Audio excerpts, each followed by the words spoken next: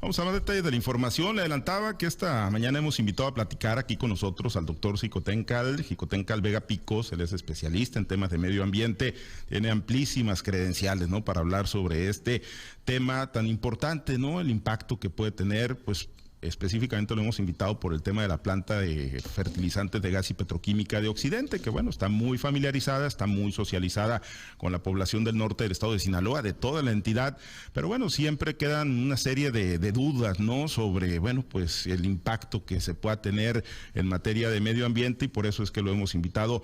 Doctor, bienvenido, gracias por acudir, buenos días. Buenos días, muchísimas gracias por la invitación, a la orden. No, muchísimas gracias, doctor. Pues primero que nada, digo, con todas las credenciales, ¿no? Cuenta con maestría en ciencias por la Universidad de Strasbourg de Pensilvania, en manejo de vida silvestre, maestría en planeación ecológica por la Universidad de Pensilvania, doctorado en gestión ambiental por la Universidad de Extremadura, España, graduado con honores, ha sido asesor nacional e internacional en organizaciones como Ramsar, Fundación Mitsubishi, Fundación Packard, Servicio Pesca y Vida Silvestre de los Estados Unidos y Sistema Forestal, y pues bueno, amplísimas credenciales, doctor, por eso pues yo todavía le valoro más que nos dé la oportunidad de platicar con usted.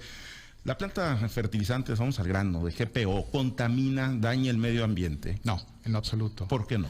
¿Por qué no? Pues porque el proceso de producción en sí no genera contaminación, porque las actividades de mitigación que están enmarcadas dentro de lo que es los resolutivos de la manifestación de impacto ambiental no solamente se van a cumplir con eso, sino que se van a cumplir con estándares internacionales. Hay muchos mitos y dimes y diretes sobre esto. No se habla, por ejemplo, de que porque está en un sitio Ramsar no se puede establecer y no se puede trabajar porque es un sitio protegido. No, o sea, la realidad es otra. La realidad es de que en un sitio Ramsar son designaciones de parte del gobierno federal ante una instancia internacional para que ese sitio sea designado como tal. Pero no quiere decir que no se pueda tener un aprovechamiento sustentable de estos recursos, ¿no? Lo que sí está protegido, y esa es la gran diferencia, lo que sí está protegido y es por un decreto presidencial, son las islas. Entonces, en los sitios Ramsar se puede hacer aprovechamiento sustentable. De hecho, está enmarcado dentro de la misma misión de la Convención Ramsar, como se le conoce, ¿no? Entonces, hablar de que no se puede tener un aprovechamiento de esto es completamente falso. El proyecto de GPO sí está en un sitio sí está Ramsar. Dentro de un sitio Ramsar y es perfectamente válido. ¿Y qué tiene que hacer o qué está haciendo la empresa para no tener mayores afectaciones? A juicio de ustedes. Bueno, ahorita estamos hablando de lo que son las medidas de mitigación, ¿no?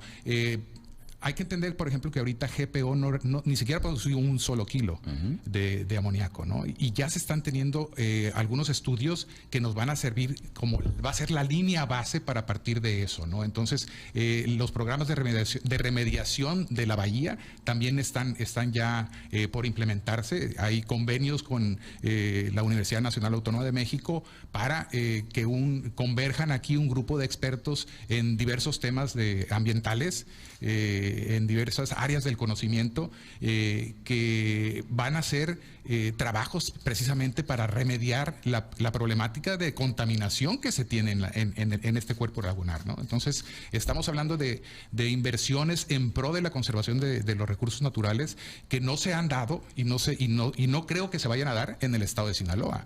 O sea, estamos hablando de inversiones de 250 millones de pesos en los próximos 10 años, abocados solamente a lo que son los remediar la problemática ambiental de contaminación que tenemos en esa zona. Ahora, hay proyectos en otros lugares, en otras latitudes, doctor, que pues nos ayuden a la gente que vive en el municipio de Ahome, la gente que vive en Topolobampo, puede decir, es que ya lo han hecho y no hay afectaciones al medio ambiente, han desarrollado plantas. Bueno, vamos a dar un ejemplo muy sencillo porque somos un estado productor de camarón de granjas acuícolas.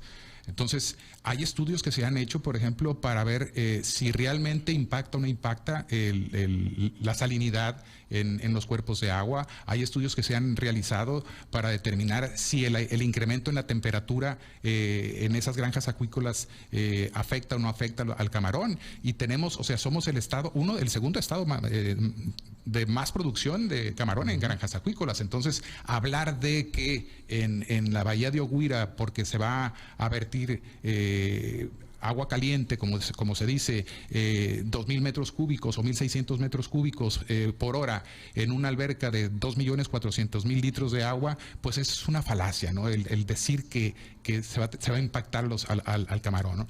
Hay medidas de mitigación muy estrictas que cumplen, como había repetido yo, que cumplen no solamente con la normatividad nacional, sino con normatividades internacionales. Entonces, más que preocuparnos, nos deberíamos de ocupar por implementar estas medidas que se están ya trabajando de manera colegiada con investigadores para poder remediar la problemática que tenemos. Los directivos de Gas y Petroquímica de Occidente han insistido que no nada más no va a haber un impacto negativo en el medio ambiente, sino que además va a haber beneficios para el medio ambiente. Exacto. Doctor, ¿es real esto? Sí, claro. Sí. O sea, con estas medidas de conservación y de protección que se están ya trabajando, repito, por ejemplo, nosotros elaboramos el plan de conservación de aves, pero así como hay plan de conservación de delfines, hay el plan de conservación de mamíferos marinos, hay plan de conservación de tortugas, y se van a implementar otros programas, ¿no? Programas de reforestación de manglares, programas de saneamiento, etcétera, etcétera, ¿no? Entonces, todo esto, cuando nosotros trabajamos en medidas de remediación, los ecosistemas responden favorablemente y eso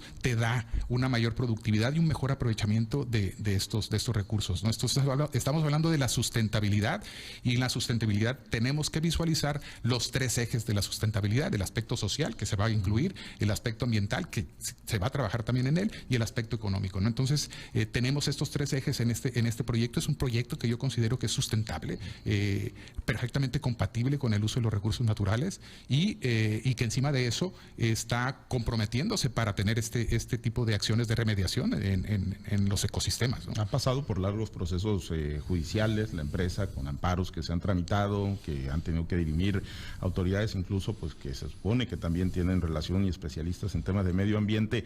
Todas las condicionantes, todas las normas oficiales, todos los criterios que marca el lineamiento de la Semarnat, ¿se cumplen en esta planta? Sí, claro, claro. O sea, yo creo que en Sinaloa probablemente GPO es una de las empresas que ha sido sometido a mayor escrutinio por parte de las autoridades federales e inclusive por parte de la sociedad en general, ¿no? ¿Por qué? Pues porque por toda la controversia que se ha generado, y que yo puedo decir que mucha de esta controversia, si no es que toda esta controversia, ha sido en base a infundios, ¿no? En base a dimes y diretes. Hay muchísimos temas que tocar en este aspecto, ¿no? El principal que se ha manejado más es esto de los sitios Ramsar, ¿no? Que en los sitios Ramsar no se puede hacer actividades económicas. ¿Por qué no? O sea, si Guerrero Negro, por ejemplo, es la segunda salina más importante del mundo, y no solamente está en un sitio Ramsar, sino que está en una reserva de la biosfera. Entonces, ahí se trabaja perfectamente bien en el aprovechamiento sustentable de estos recursos naturales. Quienes están en contra del proyecto, y porque hay gente que abiertamente, pues a lo mejor por temas políticos, porque traen otra agenda, ¿no? Que no necesariamente es el desarrollo económico, la productividad, incentivar estas actividades, la generación de empleo. Pero bueno, ha habido muchas versiones, doctor, aquí, quizás usted esté familiarizado con muchas de ellas. Algunas de ellas dicen, es que va a explotar la planta y hasta 50 kilómetros puede llegar a afectar. Eso es falso. O sea, la planta, el giro de la planta en la Ley General de Vida, la Ley General del Equilibrio Ecológico, establece, y en el reglamento de impacto ambiental establece que la planta, por el giro que es una planta de riesgo, ¿sí? Y por tanto tiene que hacerse estudios sobre riesgo ambiental. Y el riesgo ambiental, el estudio que se tiene que hacer, el modelaje que se tiene que hacer, parte de lo que se conoce como el peor escenario, ¿sí? Pero es imposible que la planta explote. Entonces, se parte del peor escenario, y el peor escenario es ese que se está manejando, pero para implementar las medidas preventivas que pudiesen. O sea, nosotros partimos de lo peor, que no va a ocurrir, para poder decir qué es lo que se va a hacer. Pero el gas, o sea, el amoníaco en sí ni siquiera explota.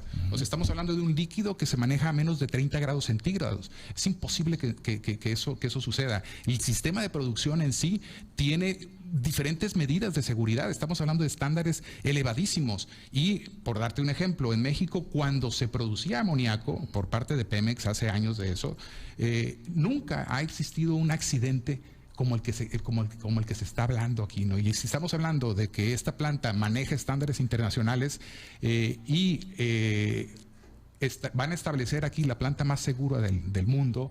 Entonces yo no veo por qué preocuparnos. Más que preocuparnos, lo que deberíamos de hacer es ocuparnos, prepararnos para que esto se haga una realidad. ¿Por qué? Porque esto es en beneficio de Topolobampo, es en beneficio de la ciudad de Los Mochis, de Ahome, de Sinaloa y de México. O sea, vamos a lograr la autosuficiencia alimentaria, entre otras cosas, ¿no? Estamos platicando con el doctor Xicoténcal Vega Picos, especialista en medio ambiente, sobre la planta de fertilizante de GPO, Gas y Petroquímica de Occidente en Topolobampo.